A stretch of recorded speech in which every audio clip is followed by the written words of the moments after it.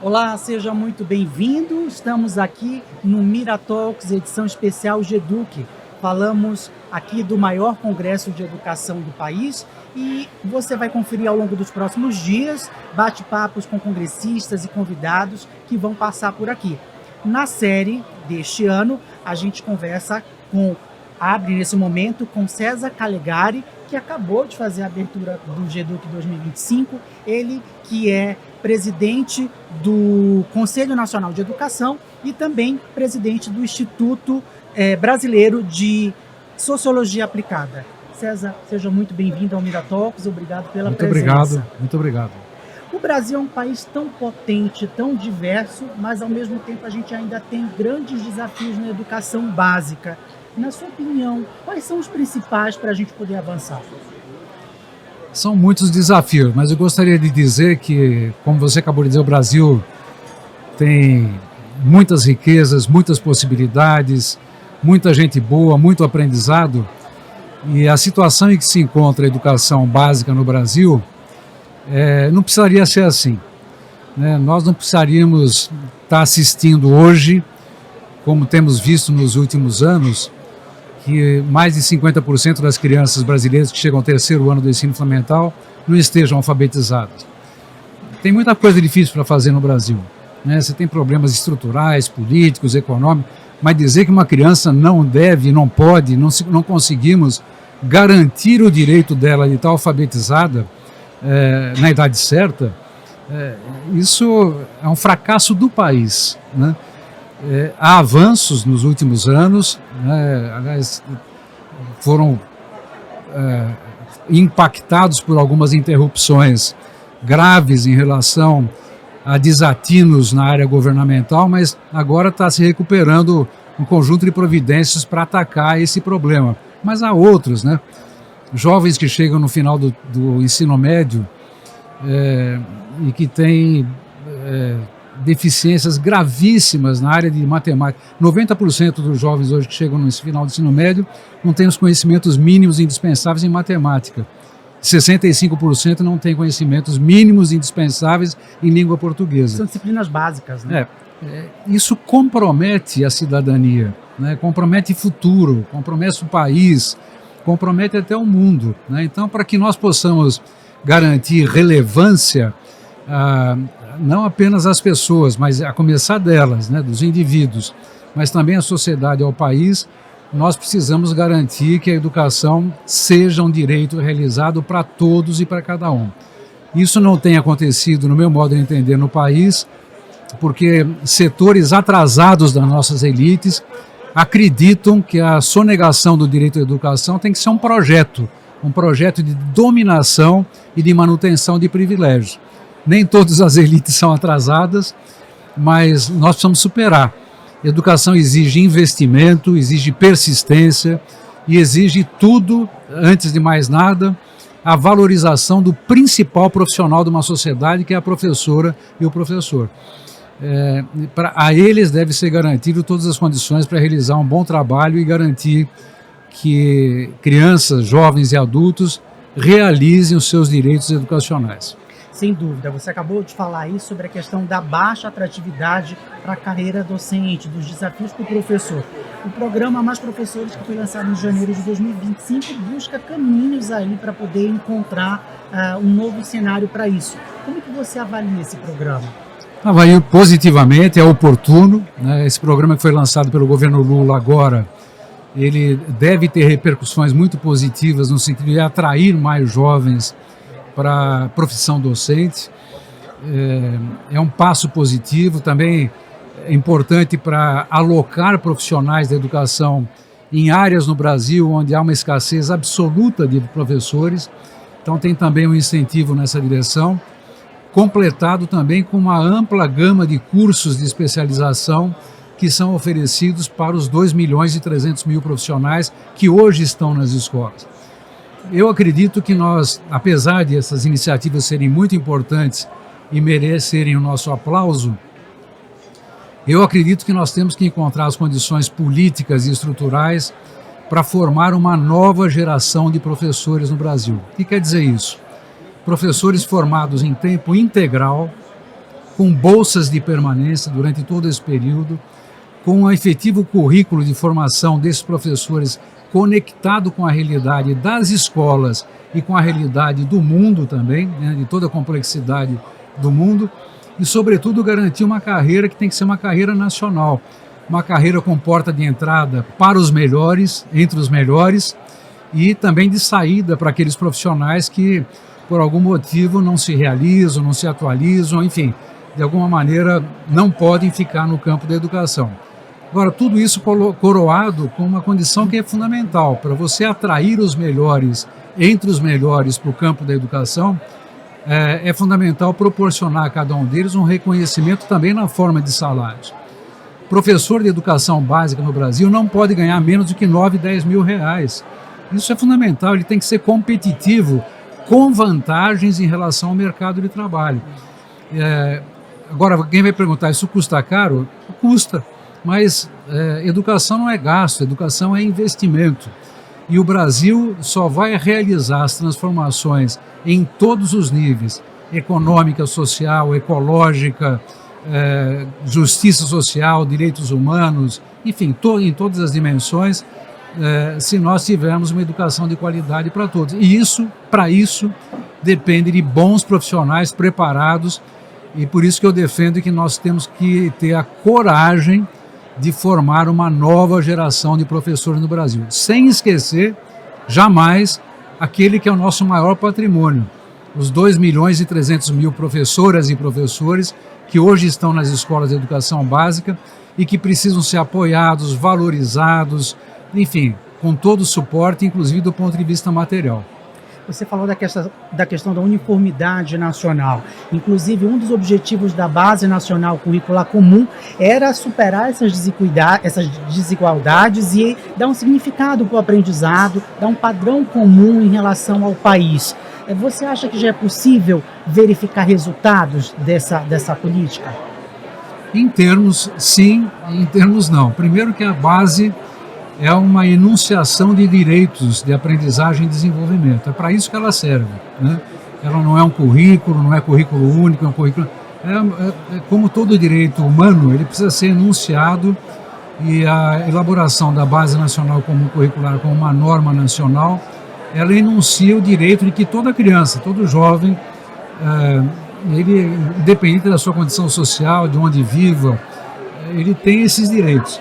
Agora, as estratégias relacionadas à concretização desses direitos, isso depende da organização curricular. A base não é currículo, é uma inspiração para a elaboração curricular. Poucas redes de ensino no Brasil, poucas escolas, a partir da BNCC, tiveram o trabalho de uma elaboração crítica, criativa e autoral da sua própria proposta curricular.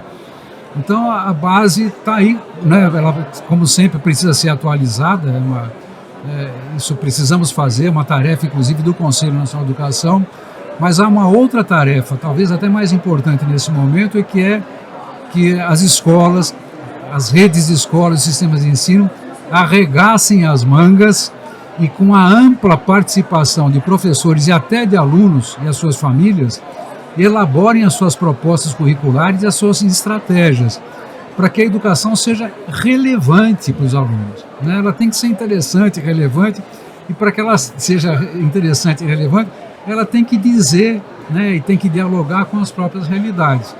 Então, essa tarefa ainda precisa ser cumprida no Brasil. Existe a base, mas ela ainda não foi suficientemente explorada como inspiração fundamental para a elaboração de propostas curriculares, planos de aula e até, em certo ponto, na elaboração de materiais didáticos que ainda precisam passar por um processo de atualização.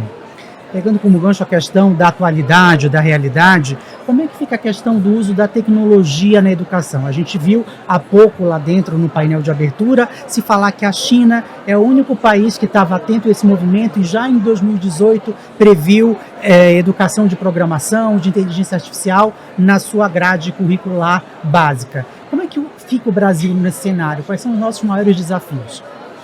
Bom, primeiro que nós precisamos atualizar as nossas propostas curriculares, a começar da própria BNCC, em face da evolução revolucionária das novas tecnologias que estão à disposição hoje do mundo inteiro.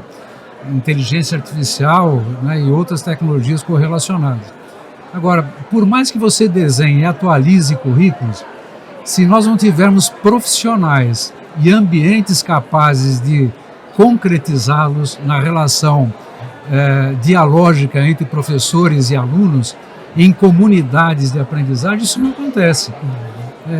Não tem máquina, não tem tecnologia, não tem plataforma que substitua o profissional da educação. E tem que ser um novo profissional da educação, não apenas aquele que do passado, né, que no fundo acumulava conhecimentos e procurava transmiti-los, mas que seja basicamente um orientador de descobertas.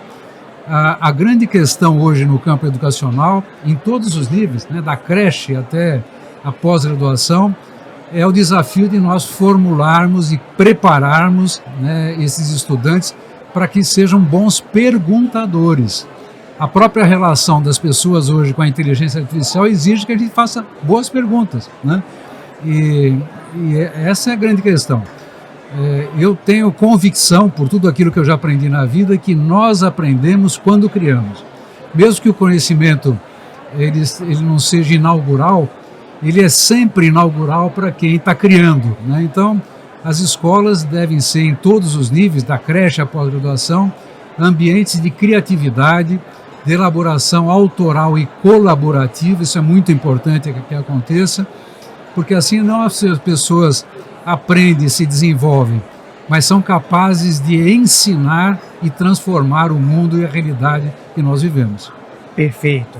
Em relação à educação antirracista e até a educação inclusiva, que são formas de combater desigualdades educacionais, como é que o Conselho vê o crescimento desses debates e dessas políticas?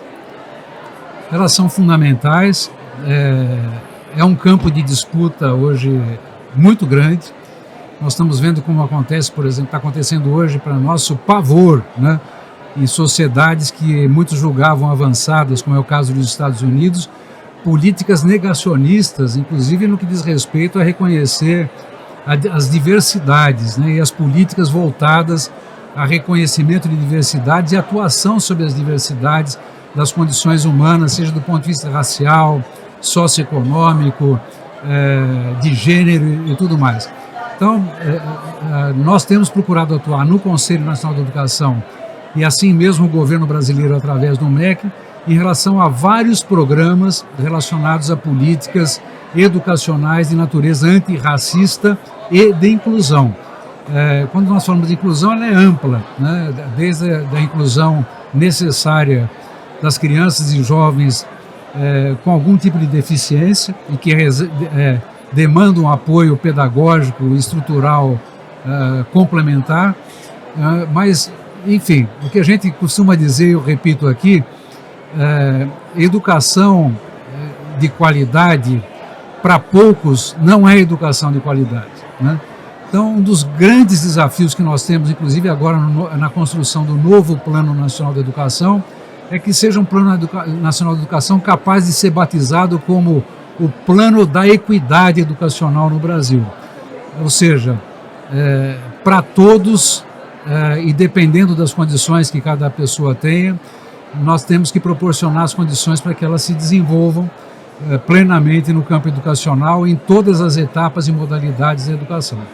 Falando aí em relação à base nacional, curricular comum que vai passar por um processo de revisão, podemos ser otimistas em relação ao que vai vir aí de novo para a educação do nosso país? Eu acredito que sim, mas queria dizer que em toda educação é um campo de disputa, né? Sempre é um campo de disputa, de visões, de concepções, e eu entendo que nós não devemos ter receio nenhum de ir à disputa.